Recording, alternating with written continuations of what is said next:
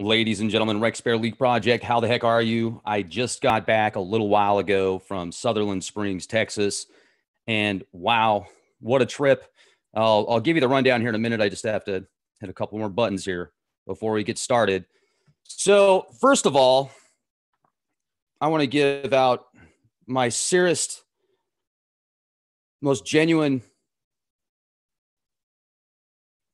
condolences to anybody that lost a loved one, anybody that was shot, for those that passed, whether or not this was a staged event or literally just a crazy lone gunman, my heart goes out to you guys. This is terrible, absolutely terrible. I wanted to know what was going on. Didn't you?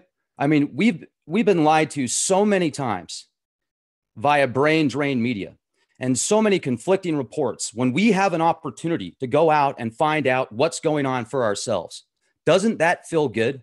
Aren't human beings naturally seeking the truth and explorers anyway?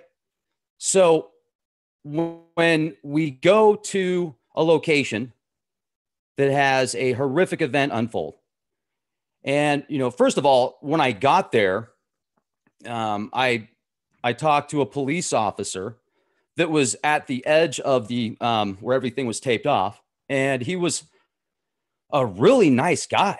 He was super nice. I even complimented him on his sunglasses. He has Oakley sunglasses, and we're talking for a minute, and I said, "Isn't it crazy that you can't even go to church now without worrying about getting shot?" And he said, "Yes, it is."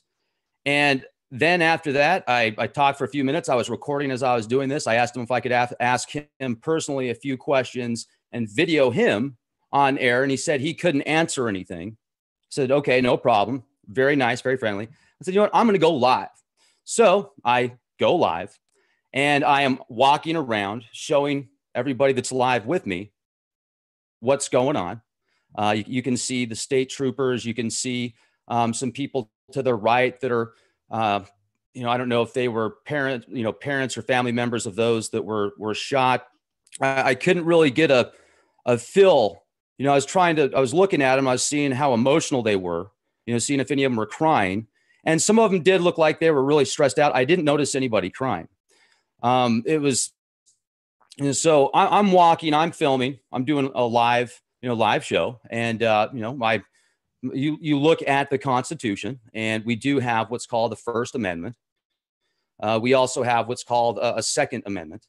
And the First Amendment, let me just read the First Amendment real quick, because the First Amendment, Constitution of the United States of America, Congress shall make no law respecting an establishment of religion or prohibiting the free exercise thereof, of abridging the freedom of speech. Freedom of speech, the freedom of speech or of the press or of the right of the people peacefully to assemble and to petition the government for a redress of grievances. This is the amendment, the First Amendment that we have. We should have a lot more than the 10, the Bill of Rights, the Constitution. At least we have that. At least we have that. Now, I would also like to read to you guys the Second Amendment, because certainly the powers that be are just drooling to get rid of not only the First Amendment, but the Second Amendment. The Second Amendment says a well-regulated militia, being necessary to the security of a free state, the right of the people to keep and bear arms shall not be infringed. Ladies and gentlemen, what happened to Germany before it was taken over and the concentration camps started rounding people up? What happened in the Soviet Union before people started getting rounded up? What happens to countries when they give up their rights to protect themselves? What happens? What are they doing right now? They're looking for anything they can to take away our First and Second Amendment. Now, let's go back to what happened today when I was there. So I'm showing some of these emergency vehicles, what's going on. And there's a guy that comes out in plain clothes, and he says, "You media people need to be over there. They're doing a media thing."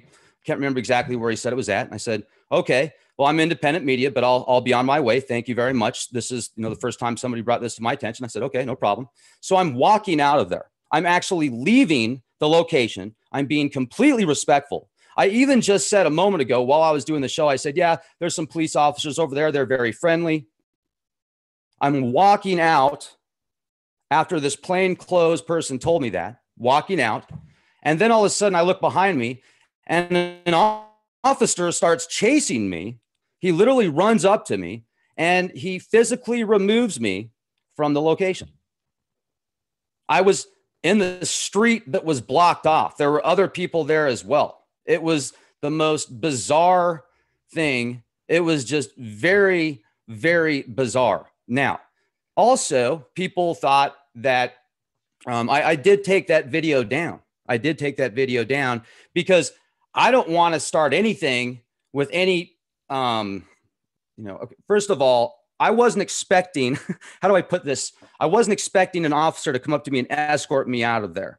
So I didn't want to record him physically removing me from there because that was just unexpected. So I didn't want that to stay up on YouTube.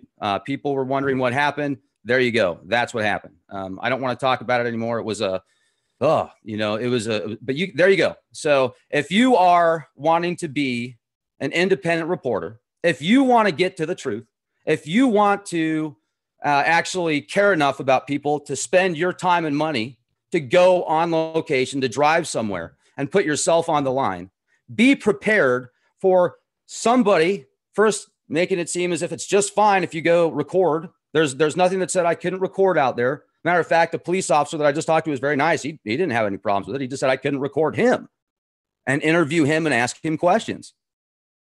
On the record, he said I couldn't do it. I said, okay, no problem. So then somebody chases me down. There was several police officers behind him that escorted me out. And the guy wasn't rude. I'm not mad at the guy. I mean, the guy's got a job to do. I get it. He probably was told by his superiors, hey, there's an independent reporter out here right now that's getting stuff that we don't want the world to see. So hurry and pick this guy up and get him out of here. It's not his fault. It's not like it's his fault either. It's not like he came up to me and grabbed my arm and twisted it really hard behind my back or anything like that. So I'm not trying foul here on his job.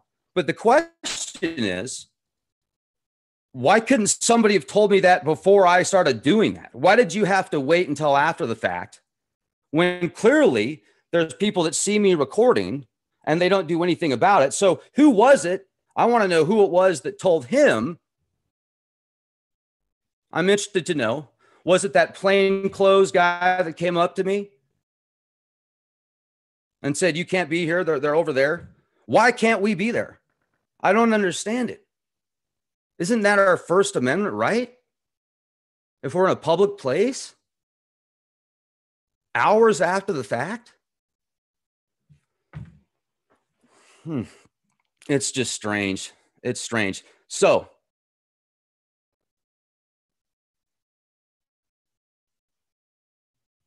hold on a second. Did I say nanu to the police officer? No, I should have done that. All right. So do you guys know that you can watch? Here's another thing that just makes you go, really? Okay. So go to First Baptist Church of Sutherland Springs, Texas YouTube channel. Every week they record their sermon and it looks like there's about 36 people there, max. I keep counting. I'm not even getting 36 people. I'm getting about 30 people. Now, it doesn't show the entire congregation, but the things, so just watch it. There's multiple videos every week. You can see it for yourself. It looks like there's over 178,000 views now on this one video. So then now there's more people there than usually ever go. And that's when this guy goes in. And then who is this guy? Well, let's talk about this guy for a minute. This is the perpetrator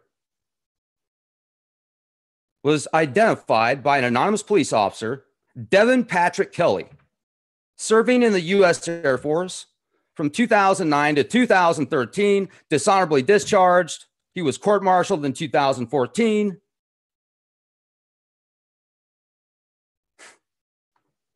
So what's next?